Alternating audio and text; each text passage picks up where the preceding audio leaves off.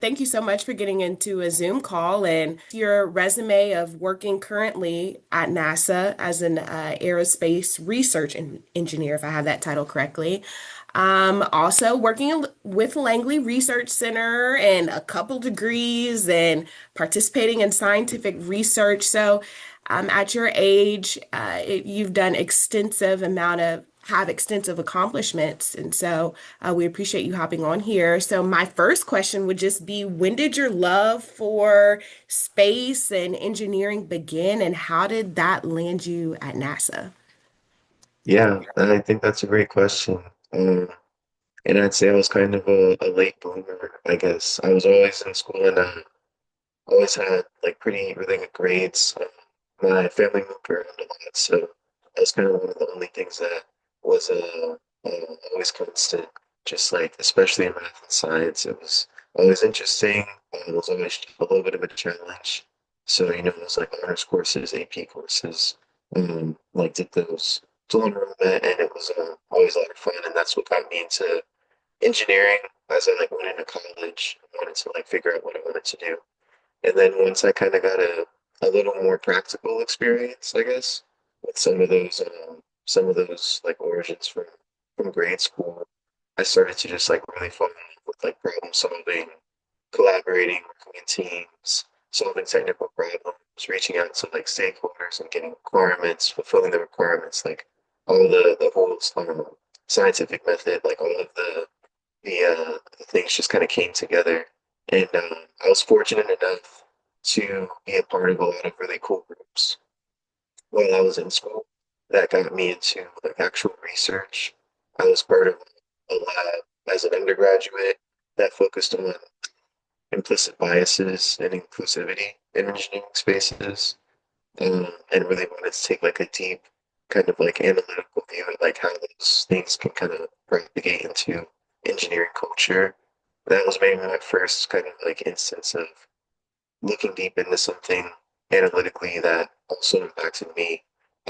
And then it kind of just grew from there. I became like more technically, or got a higher technical expertise in a lot of my engineering like skills and everything.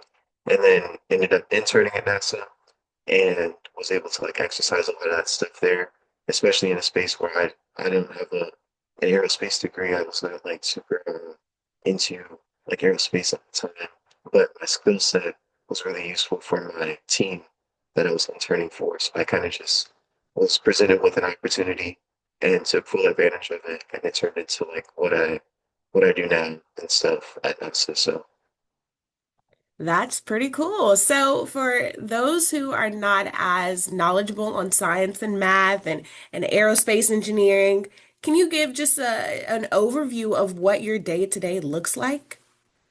yeah, definitely. It's not as glamorous as you would think. I definitely have like a desk and an office.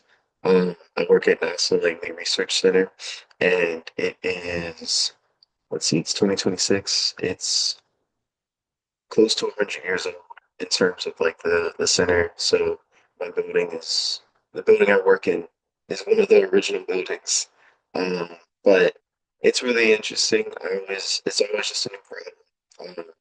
I work for a team that takes a lot of data of a lot of really cool stuff, and it's almost always there are people that we're taking the data for that are going to process it, but they're always looking for more insights, more things to discover and stuff in the tests that they run. So it's always just going through data, from doing a lot of research, like what the latest kind of like ways to approach that data would be, growing technically and trying to grow my expertise in these hard and soft skills for my day to day. So it's really interesting. It's never the same.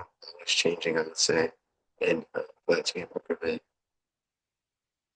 So what I'm hearing is a lot of math, of course, Mhm. and mostly being at a desk.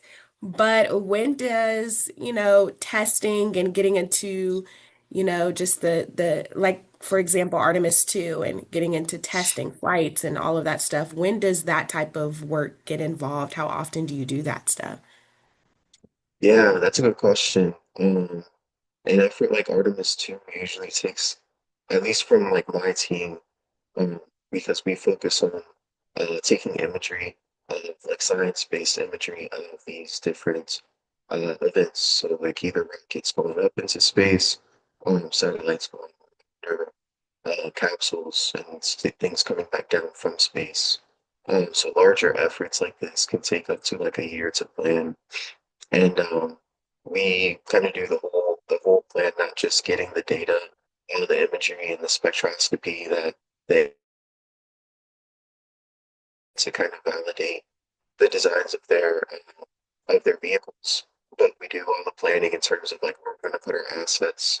So we have like ground-based and like airborne on the plane based on sensors that we use when like capsules are coming back, and we are on a plane at 40,000 feet, taking like video of them and stuff in the infrared to like then process later, which is my job, and like tell like what the temperature was on the surface or spectroscopy to see what was coming off. So the actual observations, it's interesting because they us actually going and doing the thing no more than 5 minutes, and it is the longest 5 minutes ever. But planning it like beforehand, making sure we know where everybody's going to be, and like when it's coming back. Oh, there's a new version of how it's going to come back, a new distribution. We have to plan for that. Oh, but it could come back this way, this way, this way. We have to make sure that we cover all those bases. That's like a year in advance, and then 5 minutes to do the thing, and then a year to 2 years of processing the data, presenting the results, talking to people who the stakeholders to like kind of like revisit some of the interesting points that they found.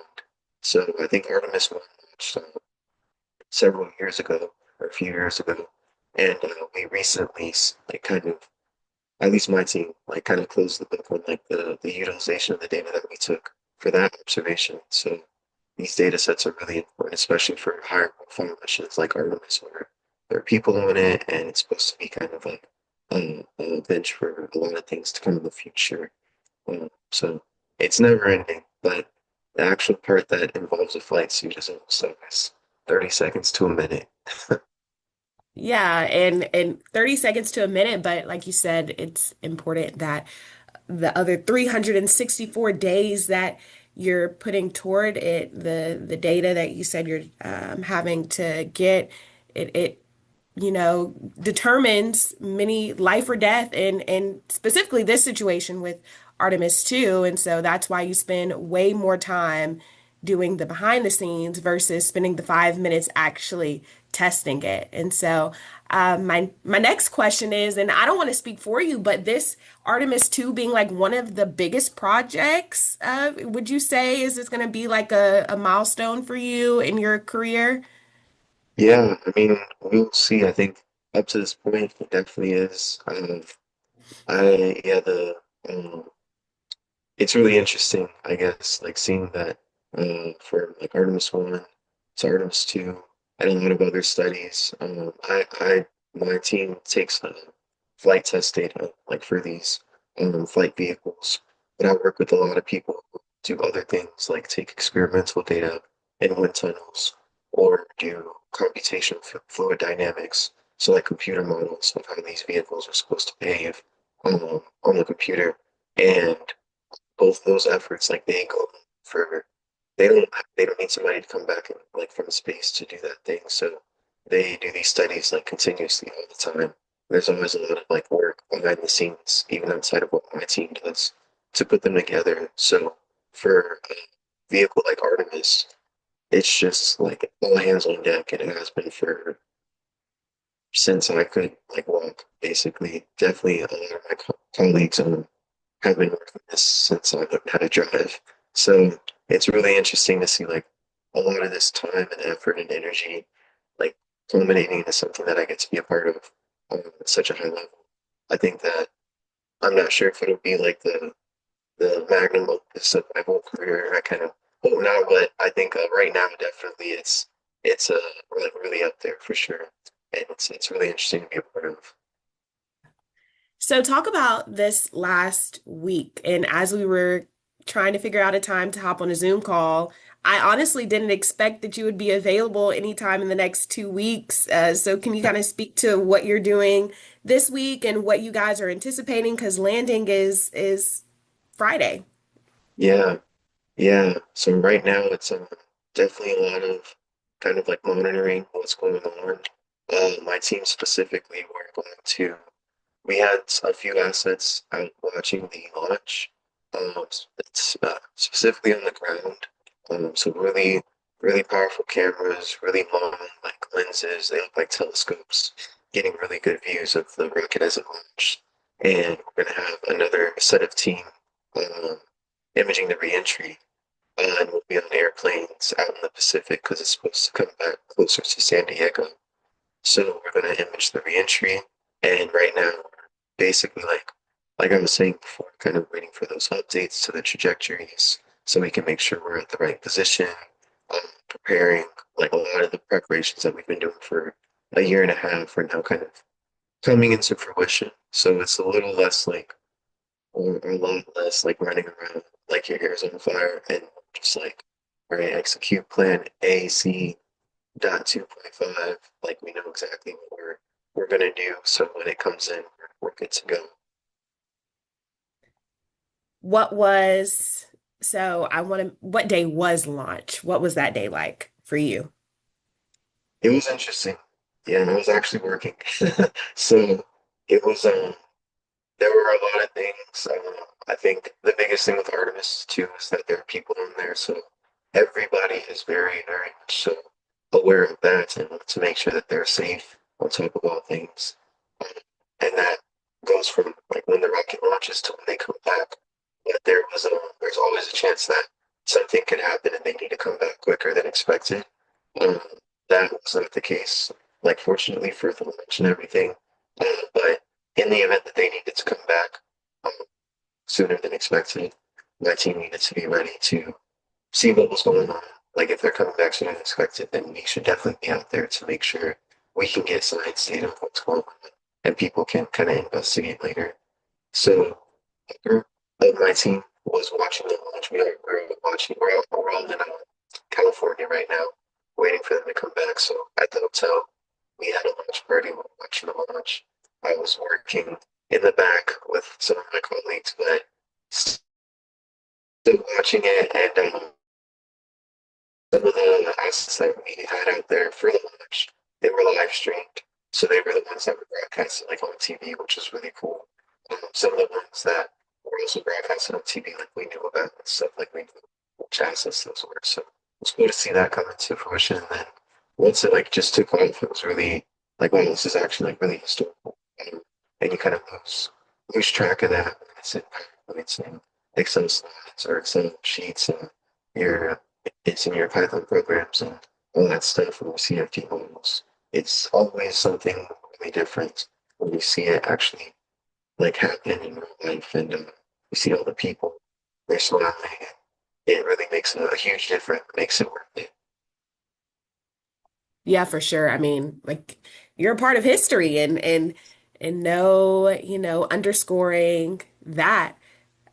So any other memorable moments that you've had in your career that just really are going to stick with you as you continue to move up? Um, I would say my biggest memorable moments are actually my family. They like keep me level and everything, and especially in this space where I'm really new, like in my career, but also I was not the kid that like grew up like loving like NASA and wanting to work at NASA and stuff. I'm new to the technical space as well. So there's a lot of learning and like dynamics that happen with my day to day, but I can always rely on my family to like kind of bring me back and like help me like remember like what this is about and who I am and stuff. And those are always the most memorable. Like I'll have a bad presentation, but I get to talk to my wife about it after, or something's going on at like work that I'm not understanding, and I can call my mom and talk to her about it. Stuff like that, I feel like. So it's always really important to keep that those uh those grounds around you. As we wrap up, I just have a few, questions. Any desire for you to be in space yourself?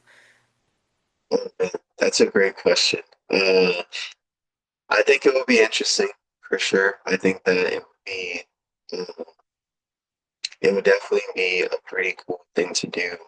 There are a lot of like, how do you say? There are a lot of things that could go on like in space, but there are a lot of things that could just really be, I don't know, nobody else ever experiences. So I feel like if you have the opportunity and it's something that you're really into, then taking the leap is like nice.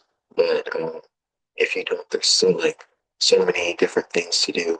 Me personally, I could see myself doing it, but I think that I could also see myself like doing what I do now and continuing to just help on the ground, which is also super interesting. So I don't know. That's a great question.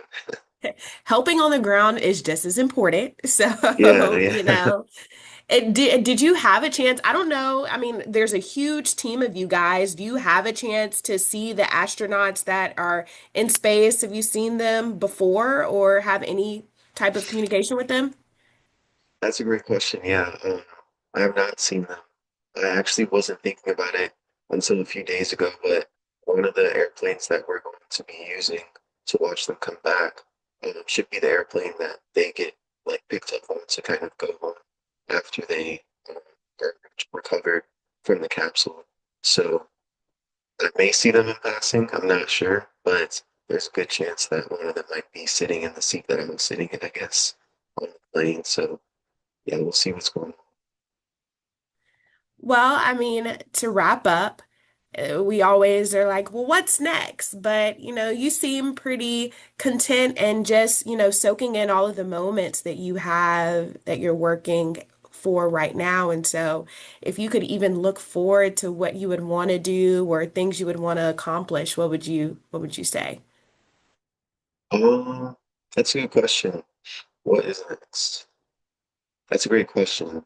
I don't know. I just want to keep striving and stuff for greatness and keep learning, always growing, always having like a just I love to learn. I love to like just kind of uh, keep progressing. So in terms of like a fixed goal, I really just like contributing the way that I do right now, and I think my team is actually still pretty new in itself. So there's a lot of growth that we can do technically, and I'm excited to find out what we can do after Artemis II. I will grow. Well, that's a good way to end. Of course, congratulations to all your accomplishments already, and looking forward to working and getting to see these astronauts land on Friday. So, Yeah. thank you so much.